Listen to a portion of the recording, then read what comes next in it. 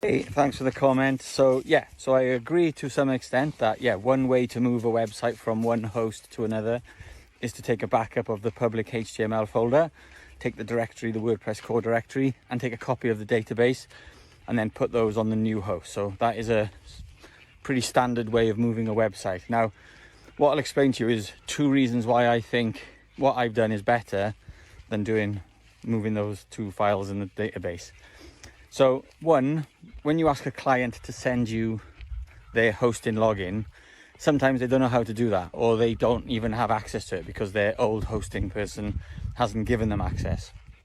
So how do you get the HTML, public HTML in the database if you haven't got access to their hosting?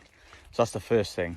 Second thing, when you're moving a site from one URL to a development URL, the URL quite often changes. So in the video that I did, I put it on a development server, and that meant that the URL changed. So by moving the site the way you suggest, you're relying on every link in the navigation, the footer, the content in the page, all using a dynamic URL, which is the base file, base URL that's in your WordPress settings. Now, for me, using Duplicator, 1, allows you to migrate a site without having hosting access, so you can just create a package.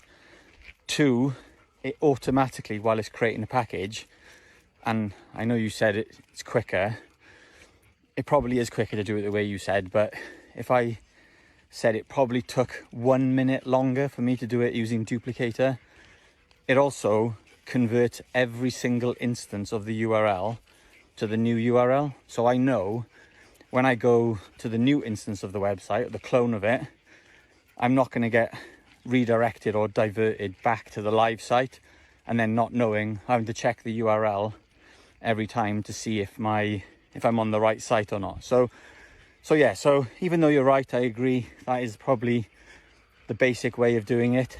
I just think that using Duplicator saves time and allows you to do it when you haven't got full access. So just my two cents on it.